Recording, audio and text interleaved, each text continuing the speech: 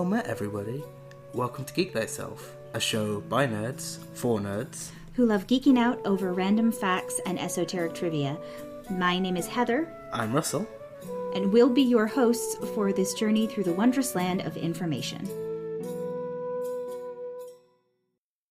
Hi everyone, welcome back to Geek Thyself. Hi. Hope you're doing great. I'm Russell, I'm here with Heather, as per usual. Yep, and this week we're going to be talking about something that's a little darker. We're going to be talking about the Burke and Hare murders that took place during the 1800s in Scotland. Fun. Yes, it was a long time ago, so no one has to worry about these guys coming back and finding them. No, that's true. You know, unless vampires are real, which seems unlikely. Suspicious.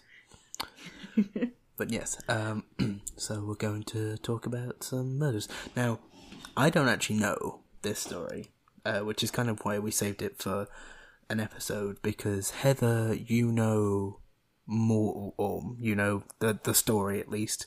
Yes. Yeah, I don't want anyone, like usual, I am not an expert in these subjects. Yes. But I have done my research and I have information for you. And this particular one is also a history-related topic. Yes. So I know enough bits and pieces to help fill in some of the gaps, too. Mm-hmm. Well, I'm interested in learning about what these murders are. So... Okay. Yeah. So back in the early 1800s, yes, there was a lot of innovation going on with medicine. Now, some of it was legit, like figuring out anatomy and things like that. Some of it was snake oil, sometimes literally. Literally, yeah. Yes. And by that, I don't mean that snakes make oil. I mean, like, those fake medicines that people sold, for all we know, it was pieces of snake in oil. Yes. So no one at me that snake oil doesn't exist. I know it's not a thing. Yes. The point is snake oil didn't really do much for you health-wise. No. Yes. It didn't. But during that time frame, because there were all of these medical innovations going on, one of the things that they would do is they would look at dead bodies to figure out more information about anatomy and what happens to the body with certain diseases, because they were trying to be pushing forward in terms of their medical knowledge. They were trying to find new innovations and things to keep people healthy and to fix different diseases. Makes sense. Yeah, so all of this comes from a good spot. Yes. But it all goes horribly wrong. Yes, it does. So unfortunately, in terms of studying the human body, especially back in the 1800s and just in general the 19th century in Europe, there was a lot of people who didn't care for the idea of their loved one's body being cut up and looked at after they had died. Yes. Especially, I mean, even now, there's still people out there that are very religious and would have issues with this for religious reasons, which is fine. You know, that's your belief, then go for it. But back in the, early 19th century, the early 1800s, there were... Yes. I mean, at that time frame, not believing in God in Europe was like blasphemous. Like, oh my God, what do you mean you don't believe? Like, people just didn't do it. Pretty much. Or if they did, they didn't talk about it. Certainly. Exactly. Yeah. And so the idea for anyone who fell into the religious camp of handing over their loved one's body to be dissected didn't sit well with most people. For the most part, yes. I know that there were certain exceptions, but even so, they were very few and far between. Yes. And in particular, for the purposes of today's episode, we're going to be talking about William Burke and William Hare, who became somewhat famous in Scotland at the time that all of this medical innovation was happening. Okay. Right, so what were their sort of, fields? Were they... like chemistry, biology? I assume biology, but... Nope. They were just two schmoes. Oh, right. Trying to make a living in Scotland. They were actually Irish by birth, and they had come to Scotland.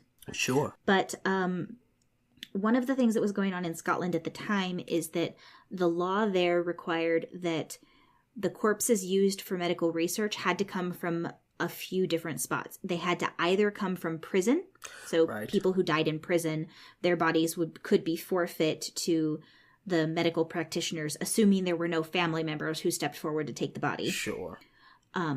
There were also some suicide victims who would fall into the same camp, that they couldn't be buried in church grounds because they'd committed suicide, which is against a lot of religious laws.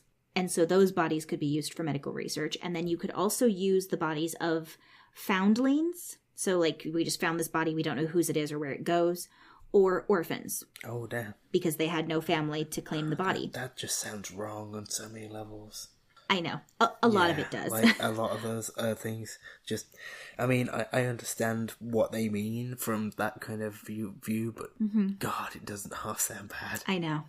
It sounds really bad. Anyway, but yeah. But those were the only corpses that were allowed to be used for medical research. And as you can imagine, every doctor who did anatomical research at the time, which was a very, very big study... Yes. Especially in Edinburgh, they were the lead in this research at the beginning of the century. Anatomical research was like at its peak in Edinburgh at the time. And so what happened is, because there were so many medical practitioners trying to get, the one-up on their competitors and everything at the time, but a limited number of corpses, because as you can imagine, even someone who dies in prison, there's only so many of those bodies that the family is not going to claim. Yeah, definitely. And, I mean, even if that doesn't sound great, because it doesn't, but yeah, not everyone who was in prison and dies in prison is going to have nobody to take that body. Right. And so beyond that, what happened is that the doctors still wanted more bodies. And the other thing is, too, that the fresher the body, the more accurate their anatomical research was. So... they wanted bodies that were as fresh as possible for obvious reasons. So if you weren't practicing near enough to a prison or somewhere where you might readily get a body, it might be a couple of days old and, all of that kind of stuff. And then it wouldn't be as good for your presentation to your medical students and everything. Yeah. Just the term fresh body. I know. Is... I know. This is a little bit of a gruesome one. Part of it is... Yeah. Part of it is funny. And part of it is just, that's such a weird, just the term fresh body. But yes, research is important, and if the body is already decaying, some things are not going to be accurate. Makes sense. I mean, medically it makes sense. But at the time, of course, they had a limit on how many they had available. So what happened because of this is that basically grave robbing became a practice for some people who needed money and didn't care how they got it. Fair enough. It led to not fair enough, but it led to a lot of body snatching. And at the time, people who did that, who took the bodies from the graves and turned them over to the doctors, were referred to as resurrection men because they were taking the bodies from the grave. Yeah, I don't think I have to explain that one. Okay. No, I get you. So I assume that, people couldn't opt in to give their body to science, or was that I'm sure there were people who did, but it wasn't really a thing at the time.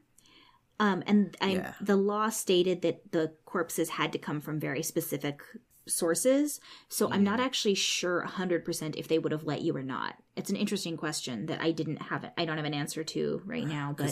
if you made that decision while you were alive, surely they... like that, you'd hope that they'd respect the wishes of the person whose body it was. But again, laws are laws, I guess. Yeah, but you never know. And then just obviously the direct sort of thing is this, that we need bodies. We're gonna get these bodies whatever way we can. Yes. Great. So now we're down to body snatching. Well, and then of course, because people didn't want their loved ones dug up and turned over to doctors for medical research without their permission, what ended up happening is that people started taking measures to prevent the grave robbing. So, you might have heard myths about how people would tie a string to the finger of a cadaver, and then have the string go up to a bell on the surface, so that if the person, in situations where someone was, actually, you may not have heard. Okay, so back in the day, one of the things that they would do if they were worried that a person might not actually be 100% dead, because it sounds horrible, I know, but they didn't actually have, most villages and stuff didn't have the medical knowledge to always be able to tell whether or not the person was actually 100% dead. So depending on where they were, there were different practices. Like some would keep the body somewhere for a couple of days to make sure, because they figured if it's just sitting there for 2 days, it's definitely dead. Yes. Others would, what they would do is they would tie a string around one of the fingers of the corpse, and then they would bury it in a coffin, not super deep, because I don't know that they always dug 6 feet down and everything back then. Yeah. But they would bury the body in a coffin, and then they would tie a string to the finger that would go up to a bell on the surface. And they would have people in the graveyard watching the graves. And if the person woke up, if they weren't actually 100% dead and they became conscious and responsive, they could ring the bell and be rescued. Oh my god, that's horrific. It really was a thing, though. And there's some things, too. I've heard stories where they would use it to determine whether or not someone was a quote-unquote vampire type of idea, too. Like, there's all sorts of stories like that you can look up in, like, old Europe. God. I'm sure there is, but honestly, one of my biggest fears, like, is being buried alive. Like, that. Yeah. Yeah. No, I agree. It's horrifying. The thought of that, like, hey, we're not entirely sure if you're dead, so we're just going to give you this string, and you're just pulling on it because you won't even hear the bell. Like, if you're under the ground, so you're just hoping that someone hears it. That's terrifying. That's terrifying. Yeah, I agree. Wow. But oh my god. So one of the things that they would start doing is like tying strings to the corpses and stuff, or doing some sort of situation like that where it was almost like a booby trap. So if someone tried to rob the grave and take the corpse, you know, if they tried to like dig underneath or something, they'd hear the bell ringing and things like that. And they would post guards at the grave sites and things like that. So because of this, it made it even harder for these resurrection men to find corpses to turn over to the doctors to get money. Sure. So what happened, at least what history tells us happened, is that a lodger, so someone who was renting a room from William Hare, died at the house. And in some versions of what I looked up, it sounded like that lodger owed Hare money. It just depended. And so what happened basically is when that lodger died, he went to his friend Burke, and they were like, what do we do? How do I handle this? This guy owes me money. Now he's dead. I can't afford to pay for like getting rid of the body, getting it taken care of. And somehow they decided to sell it to a doctor they knew who was looking for corpses. So they took it over to a doctor named Robert Knox, who was practicing in Edinburgh at the time. And he had one of those like medical theaters where people would come watch him cut open the body, like a class, basically. He was teaching like an old school medical class. Okay. And he would use the bodies for his research.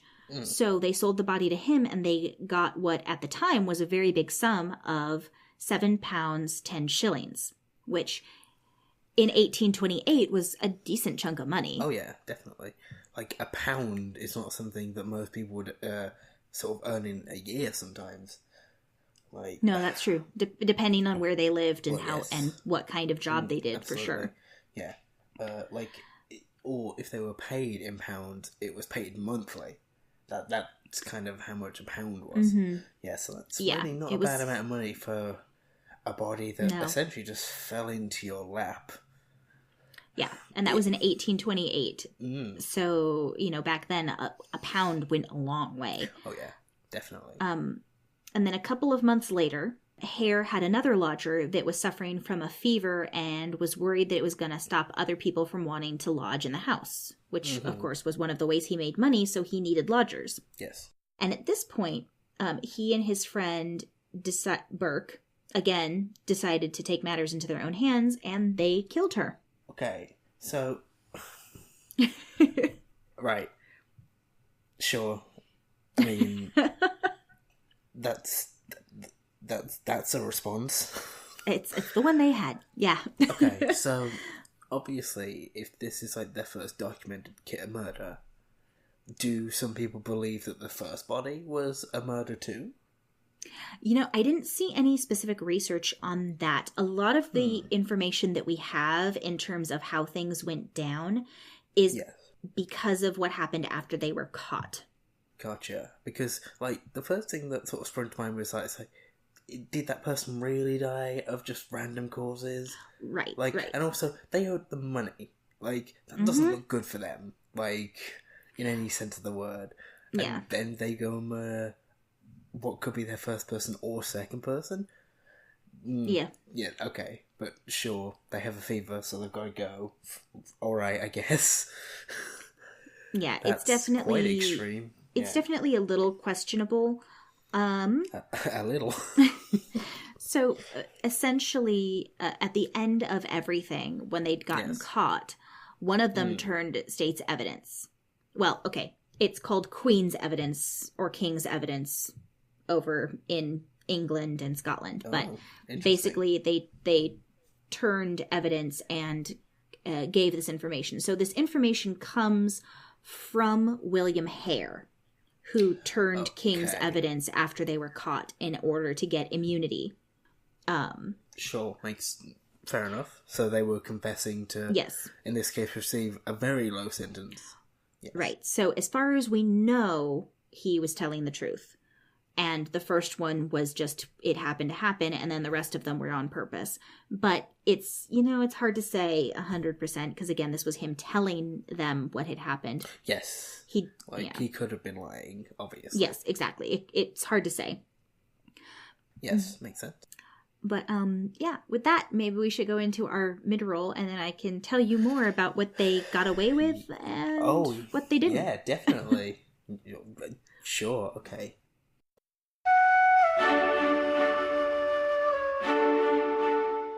As per every episode of Geek, Thyself, and for a lot of the network, we are sponsored by... We'll do Die Hard Dice first this week. Okay. Because why not? So yeah, Die Hard Dice, as in their name, they make dice. Mm-hmm. They sell a lot of different polyhedral dice. They organise by sort of colour and sort of style. Mm-hmm. They have moonstone dice and all beautiful ranges of dice, and they even organise it by class. So, like, if you're a D&D player, like both Heather and I are, you can look for your new character that you're playing, and buy 17 sets of dice, because I don't judge you for that, even if I only want one dice per character. That's my decision. You're free to spend as much on dice as you like. Indeed. But they also have metal dice, which they they don't hand cast them, but they design them themselves, and they are the ones with the molds for these sort of dice, so they're unique to the hard dice. They have their own sort of styles and different finishes, and including rainbow finishes, along with the new Spellbinder series, which they're releasing, which are sort of dual coloured dice. Yes. They've got a red and orange one, which looks really nice. They had a sort of teal and green one, I think. Yes, they're so pretty. I think, teal and green, yeah. So yeah, feel free to check them out. They got beautiful dice, and you might find something you like.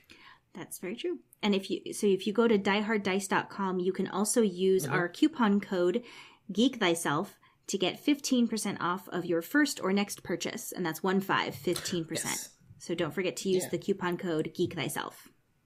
Next up, we have World Anvil. Yes. Which I'm going to let Heather talk about because she knows it much better than I do. Yeah, World Anvil is this amazing website. It's worldanvil.com. You can go there for all of your world building and campaign management needs. You can sign up for free, and if you want some of the extra special features that are amazing, then you can get a subscription for different levels to get access to those items. But it's an amazing website. You can do all sorts of things. You can make a map. It acts like a place to sort of compile everything, but it's also like a wiki. So you can search through it and link different articles so that you can go from one to the other, to the other, to the other, and back again. And it's just an amazing site with all sorts of applications and ways you can use it, and that is worldanvil.com. Yeah, great for world building, great for D&D campaigns, great for pretty much anything you can think about. Like you're writing a book and you want a place to put all the information. Yes. Works too. It's so robust. Yeah. So if you want to check out either of those sites, please feel free and let them know that we sent you. Yes, definitely. Okay, so now, back onto the murder, I guess.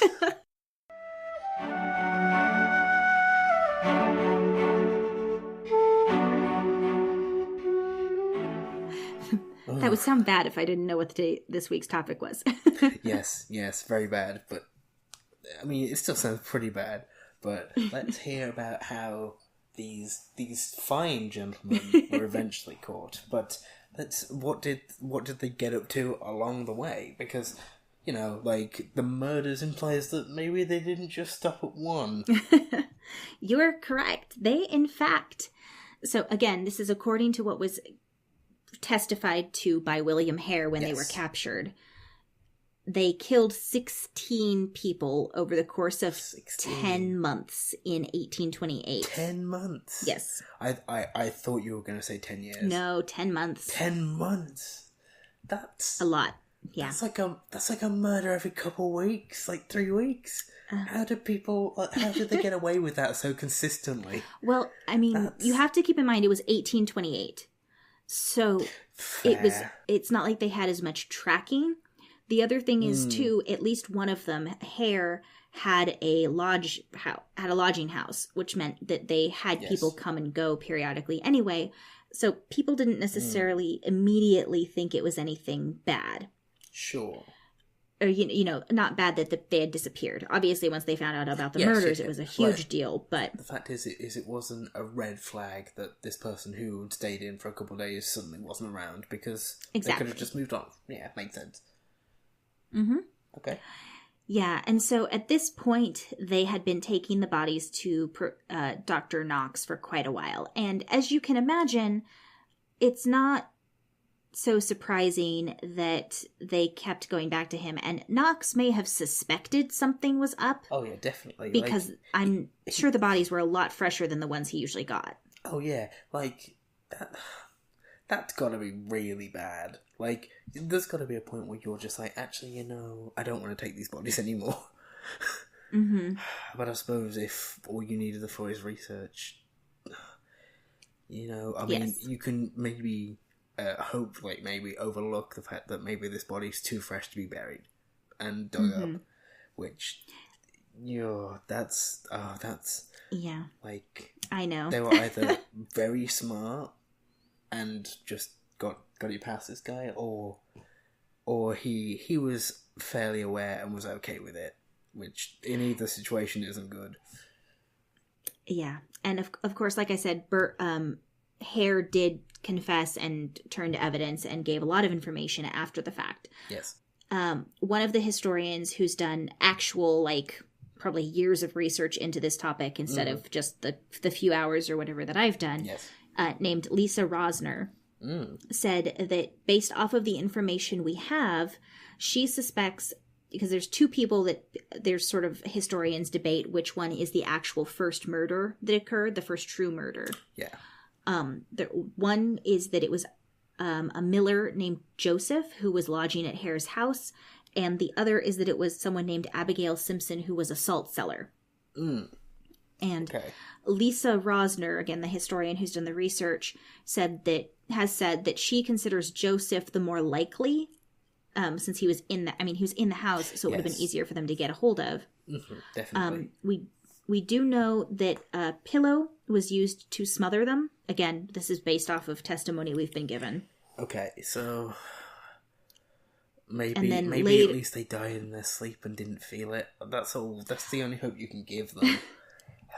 I know, it's really bad. Yeah. So according to what we were told by Hare, the first one was killed with a pillow over the face to smother him. Right.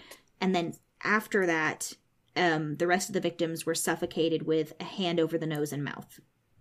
Right. Okay. So it was always suffocation. Yes, it was always suffocation, and generally speaking, one of them would hold the nose and mouth, and the other one would sit on the person so that they couldn't flail and get away. Oh my god. Yeah. Yeah. Yep. So it was definitely a two-man job. Like, neither one of these guys was innocent. Oh, no. Hare managed to get out of being punished because he turned state's evidence and told them everything. Yes. Burke, on the other hand, of course, got the full punishment. Which I suppose... well, I'm not going to speculate, but I feel like I know where this might be going. But anyway. Yeah. And there, as you continue on through the list of their victims, so the next one, again, there's debate over which one came next. Rosner who's done a lot of research, Yes. puts the next one as Abigail Simpson, the salt cellar from before, followed by an English lodger named Cheshire. Mm-hmm. And then after that, it again, continues on, and there were more. There were, there were women. Yes. Possibly who were, women of the night or something like that.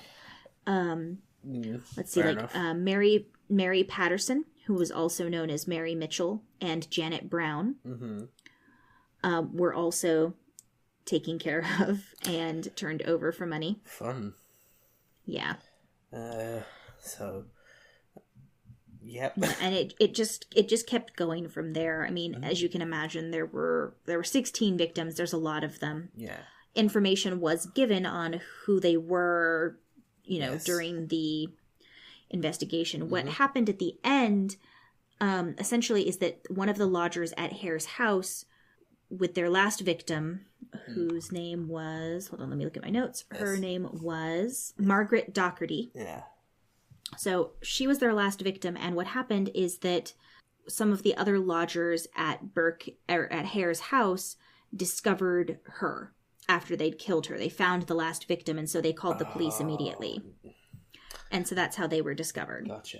Okay. Now, just before we go any further, because this is bugging me already, we've already talked about the fact that they got £8 and 10 shillings for their first body. Yeah. And they might not have gotten that much for each body following, because, might have paid less, might have paid the same. Either way, killing someone every 3 weeks, was that really necessary? Were they blowing through that money that quickly? I know. Like, I honestly don't know what they were spending their money on. Yeah, this is more like a hypothetical question, because obviously there's no way we can know. Yeah, my guess would be that they were... that partly that they were saving it, and partly that they were just like, I don't know, spending it on lots of drinks or throwing it around and showing how fancy they were. They might, Hare owned a house that he used as a lodging house, so he might have been fixing up the lodging house. Like, I honestly don't know. It's just like, that's a lot of money for that sort of time period. And you'd think that they would be okay, not to kill someone every 3 weeks. Or roughly, like 16 in 10 months. That's... But either way... Well, and the thing is, too, they would get different amounts of money depending on the body, like you said. So, for instance, let's see, the Joseph one that I mentioned earlier, that was a lodger that they smothered. Yeah. Again, according to what we have as information, they were paid £10 for him. Which is even more. And then after that, they received £10 for some of the other bodies. There were some where they were paid a little bit less, and, things like that. So there's a lot of different stories, and there's, again, some stories like that one of Knox's assistants named Ferguson asked where they had obtained the body of Patterson, Mary Patterson, because he thought he recognized her. Yes. There's notations and historical little tidbits that hint that people may have kind of suspected what was going on, but we don't know for certain. And there's also, I'm sure, a lot of people who kind of looked the other way. We do know that, again, according to what they confessed to, or what Hare confessed to, their last 2 victims were Margaret Docherty, who, of course, resulted in them being caught, and a man named James Wilson, who was also known as Daft Jamie. He was someone who had some mental development issues. He was mentally disabled, and he was a familiar figure in the streets, and he had a limp because he had some deformed feet.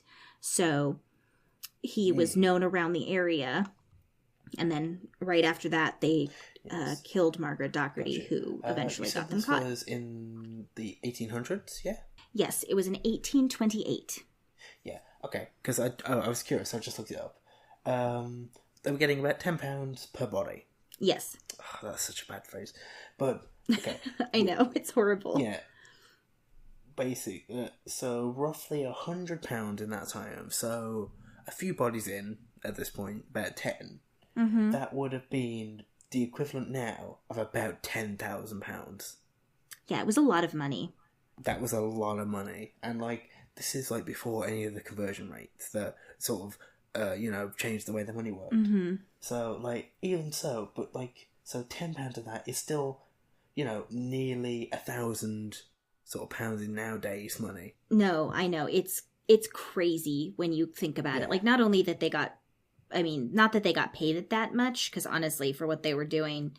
Yes, no. But the fact that they needed to kill so many people to keep up that kind of lifestyle. Yes, whatever they were... I don't know what they were doing with the money. I don't know that we ever found out. Yes. I didn't find it in my research, at least when I was looking around. Mm-hmm. But after they were caught, like I said, Hare turned state's evidence. Burke was prosecuted. Yes. Although, even though there were details of all of the murders, all 16, formal charges were only brought up against Burke and his wife. That's one thing I forgot to mention. Both of them were married, or at least had, like, common law marriages, which means either they were somehow hiding it from their wives, which, given what they were doing and how much of it they were doing, seems unlikely to me.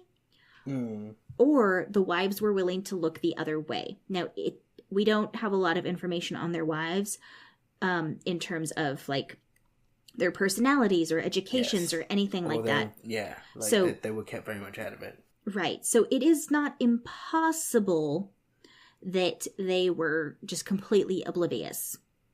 Or back in that day, maybe they were working so hard all the time that they just didn't have time to pay attention to what their husbands were doing. I don't know. I don't know if, again, this is going to sound terrible, but I don't know whether women would have been allowed to do that much work in the 1820s. Because wasn't it kind of up to them to be stay-at-home parents or moms? Well, for the most part, although I don't know that they had any children. I hope not. So if there were no children, I think it was, maybe. From what I recall, it was a little more lax. There were some jobs that women were allowed to go do. Maybe. But you might be right. But, like, from what I remember of reading that kind of time period, it wasn't exactly equal opportunity on anyone can do anything. No, so, I agree. No. But at the time, the wives were considered also as suspect. Hare's was given basically immunity, just like him. And then Burke's wife was also charged with the 3 murders that they actually brought prosecution up against him for. However, Burke was found guilty of one of the murders. They really only needed one because the sentence was death. And then the case against his wife wasn't proven. Yes. So it was a situation where, according to the legal verdict, that she was acquitted, but she wasn't necessarily declared innocent. There was just not enough evidence one way or the other. So it was a weird legal thing that they had at the time, where you could be declared not guilty but also not innocent. It's kind of strange. And that does sound a bit weird, doesn't it? Like, yeah, it definitely wouldn't fly nowadays, but back then it was a thing. No. The UK is a bit isn't the sort of same when it comes to that kind of thing anyway. Like, yeah, but so, I guess it's just like, no. You're not guilty, but we don't think you're innocent either, but we don't have enough to actually punish you. But we're going to ruin your name for the rest of your life. That was pretty much it, honestly. Yeah. And Burke was hanged. Again, Unsurprised. Yes, I'm unsurprised about this. I was like, I can see where this is going, because in the 1800s, we definitely still hang people. Oh, yeah. Yeah, no, Burke was hung, and... his wife was released, but the next day she went shopping basically, and she was confronted by an angry mob because they were pissed off about her verdict, where it wasn't that whole thing. So they ended up having to take her into police custody basically, but then otherwise she would have been killed. Right. Well, no, I'm not done. They took her into police custody, and the mob laid siege to the police station. Oh, fuck. They were really angry. Excuse me. That's wow. That's, They were really, really angry, and she managed to escape. And then she tried to go see her husband, but it was refused. They wouldn't let her see him. And then after that, she left Edinburgh, and there's not a lot of clear information on exactly where. What happened after? Yeah. Okay. The other thing, too, is that after that, before he was hung, Burke did make a confession, and he gave more details than the official one that he had given at his trial. And in those, he placed a lot of the blame for the murders on Hare instead of on himself. Now, so which of them was actually the instigator is hard to say, because of course they're going to blame each other. Yes, of course. Especially once they both realised that, they'd sold each other out. Yeah. Yeah. The other thing is, too, James Wilson, so Daft Jamie, who was murdered, the second to last murder. Yes. His mother petitioned the court against Hare's immunity.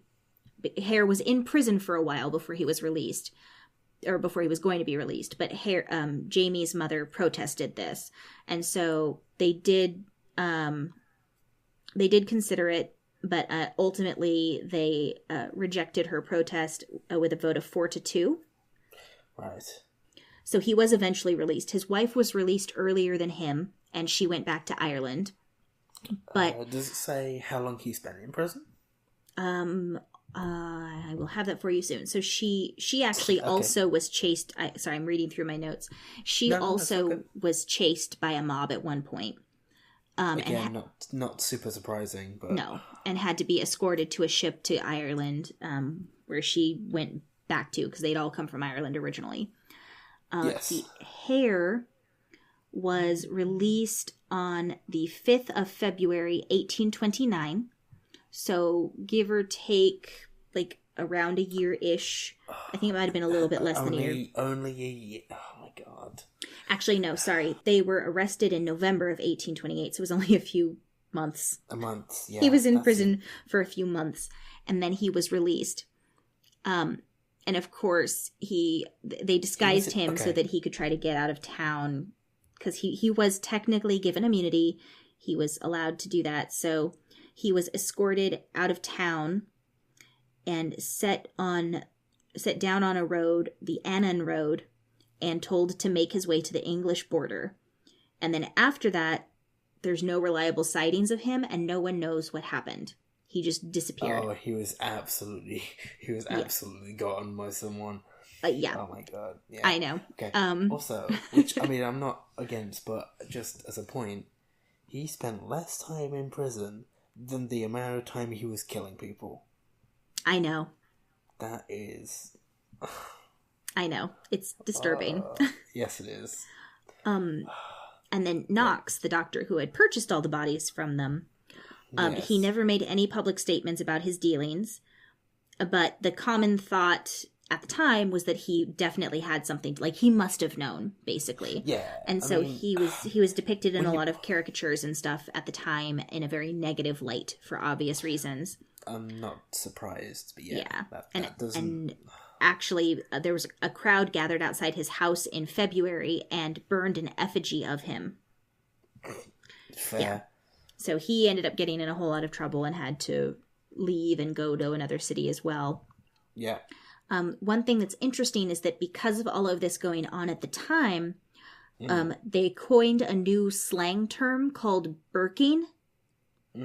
And burking meant to smother a victim or to commit an anatomy murder, which was killing someone to sell their body, basically. I've never heard of the term burking. It's not something we still use, I'm going to be honest with you. It's old. I mean, this is like super old 1800s slang terms, so it's not stuff that gets used anymore, really. Oh, yeah, definitely not. There was also I've never heard it. Yeah, there was also a 19th century Edinburgh, like, not nursery rhyme, but like a rhyme that people knew. And again, this is online. You can look it up if you don't believe me. I do. Unfortunately, I do. Up the close and doon the stair, butt and ben with Burke and Hare. Burke's the butcher, Hare's the thief, Knox the boy that buys the beef. Yeah. It's really dark. That's quite something. Yeah, those are the kinds of things that people were saying. Now, one good thing did come out of this. I had actually forgotten about this until I was looking through my notes. You were asking earlier about couldn't people just donate their bodies? So according to the law at the time, they couldn't. Right. But because of the public outrage of all of this that had happened with Burke and Hare, one of the things that happened is that the Parliament of the United Kingdom at the time passed the Anatomy Act of 1832. So it took a couple years, but they did get it fixed. This allowed a freer license for doctors and teachers of anatomy and actual bona fide medical students to get bodies and dissect them from more sources. So it didn't just have to be the ones I listed off earlier. They could also take donated bodies. So this was what allowed them to finally take donated bodies instead of having to take it just from a couple of different spots. And it cut down on the need for people to steal bodies, because now, you know, people who wanted their bodies to be helping science could just donate it. They didn't have to have something weird and horrible happen. Okay. I mean, silver linings and all, but really... I know. Oh, it gets better. I haven't gotten to the best part. You haven't? Jeez. All right, let's go. Okay, so the best part, the thing that I read this and I was like, yes, that is so karma. I just love it. So Burke, after he was hanged, his body was dissected and his corpse, his skeleton, was displayed at the Anatomical Museum of Edinburgh Medical School, where it still remains to this day. That's amazing. So you can go to the Anatomical Museum of Edinburgh at their medical school and see the body of William Burke. Wow, what an interesting note to end this story on. Oh my god, that is just a lot of information. I know, it's insane, right? Yeah, definitely. Yes, and then of course there have been a lot of things inspired by these events. Robert Louis Stevenson in 1884 wrote a short story called The Body Snatcher, which... I've heard of that, yeah. Yeah, which took some... liberties. Some liberties with this situation. And then, and there's things people did with, like, I mean, he was dissected and people did strange things afterwards. There's actually this is kind of gross, and the murders raised awareness, of course, for needing bodies for medical purposes, which was good. If you go onto the wiki that has information about Burke and Hare, well, first of all, you can see a picture of the preserved skeleton for anyone who wants to. Fun. There's also a picture of a calling card case that's made out of Burke's skin, which I did not notice this before the last time that I looked at this site. What have you noticed? I'm clicking on it now. It is a calling card case made from the skin of the murderer William Burke. Yes. For many years, it was displayed in the Police Information Centre on Edinburgh's Royal Mile, but is now to be seen in the Cadies and Witchery Tours shop in City's West Bow. Interesting. So apparently someone, after his body was dissected, took some of his skin and turned it into a calling card case. I mean... He kind of deserved it. You know, you're not wrong. You're not wrong at all. Mm-hmm. But that's certainly a bit weird. Yes. And there's other novelists and authors who wrote bits and pieces. There's Marcel Schwab told the story of Burke and Hare in the last chapter of the book Imaginary Lives that was published in 1896. There's an Edinburgh-based author, Elizabeth Bird, who used the events in her novel Rest Without Peace in 1974. And she also talked about the search for Maggie Hare in 1976. Like, there's been a whole bunch. There's also been people who've taken it and adapted it for shows and for TV and for plays and things like that. Yeah. There's actually a show on Amazon. This is actually the first place that I heard about these guys, because I had never heard this story. I knew people had done body snatching. Yeah. Back in the day, because I've done enough history reading to have heard of that. but I hadn't heard about this one where they murdered people to turn the bodies in. And there's a show on Amazon called Lore, Lore. Yes. And it's on Prime, so if you have Amazon Prime, you can go watch it. But one of the episodes talked about the William Burke and William Hare murders. And of course, it's based on the story, but they took liberties for the drama of it. Yes. But basically, it's like a recreation of it, but they're also giving you facts about what happened at the same time. Fair enough. So it was definitely interesting. I don't recommend watching it if you don't like murder thriller type shows, because there's definitely some murder and a lot of blood and stuff in a couple of spots. Gotcha. But it was definitely interesting. Fair enough. Well, I feel like that's probably a really good point to end on. Like, that was like the full sort of story for in sort of as quick as we can talk about it. And then there's this whole lore. Like, is it like a series or like a single episode covering this? Yeah, it's so Lore is a show on Amazon. Yeah. There's 2 seasons of it, and each episode talks about a different like folklore type of thing or a different historical thing that happened. Apparently, it's based off of a podcast that does something similar. But they're very focused on things that are like kind of creepy and folklore-y. Yeah, makes sense. But yeah, I thought it was really interesting. So then I Googled them and I was like, holy, how did I not know about this? Yeah, definitely. Well, it's thank crazy. you for sharing that, Heather. You are very welcome. I mean, that kind of stuff always interests me in a sort of morbid way anyway. Mm-hmm. Yeah, I enjoyed learning about it. I'm really glad that I'm sure there's still horrible people out there, because there unfortunately probably always will be. But I'm really glad that we're not at a point now where like they feel like they have to do that for scientific research. There've been other atrocities. For instance, you can go back and listen to the Henrietta Lacks episode of Geek Thyself. Yeah. But like they could pretend they were being noble and for science, a lot of it has got to be down to the money. Mm-hmm. Yeah, I do think if it's true that the first one really was because the guy died at their house and he owed them money, then that particular one, I still don't think it's great, but I kind of get it. Yeah, I can understand it to a point. Yeah, yes. Especially at the time when £4 was a lot of money. If the guy owed him £4, and I mean, honestly, if he was just a lodger back then, they didn't require like driver's licenses and emergency contacts and stuff like that. So he probably had no idea how to contact anybody to get the guy back to his family. So I could understand why they were like, well, I guess we'll do this because he owes me money anyway. Yeah. But after that, they went off the rails and it's no longer okay at all. And it's very much no longer okay. Yeah. Well, I mean... It went from being like, maybe, to nope. No, you lost me, I'm sorry. Yep. But yeah. Wow.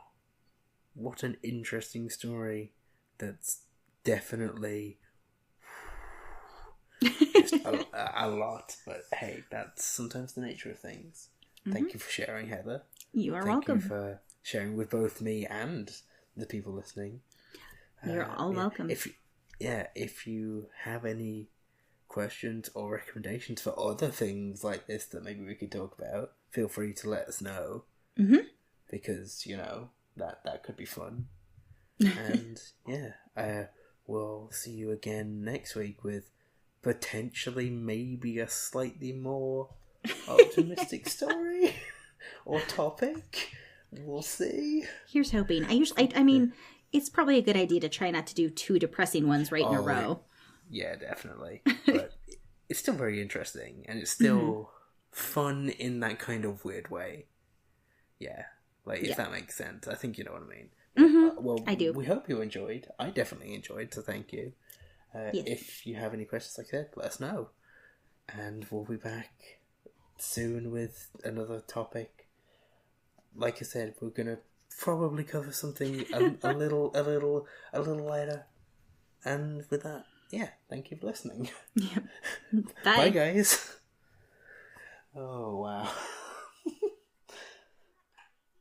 Thank you for listening to this week's episode of Geek Thyself. Don't forget to check out all the other amazing content on the Nerdsmith Network. If you have any questions for either of us, you can get in contact with us on Twitter at geek_thyself. You can also email us at geekthyself@nerdsmith.org. And please don't forget to go to iTunes and leave us a review, or also go anywhere you listen to your podcasts. We'll be back next week with another informative and fun episode. And until then, don't forget to geek thyself.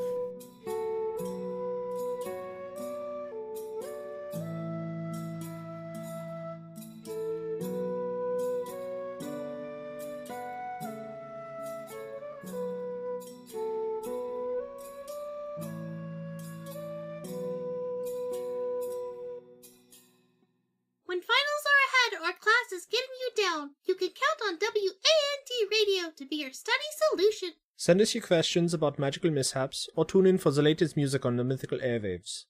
Make sure you tune in for the latest tournament results and where to find the best parties on campus. And maybe the latest test answers, too. You don't even go here. Never let your schooling interfere with your education, Rupert. WAND Radio.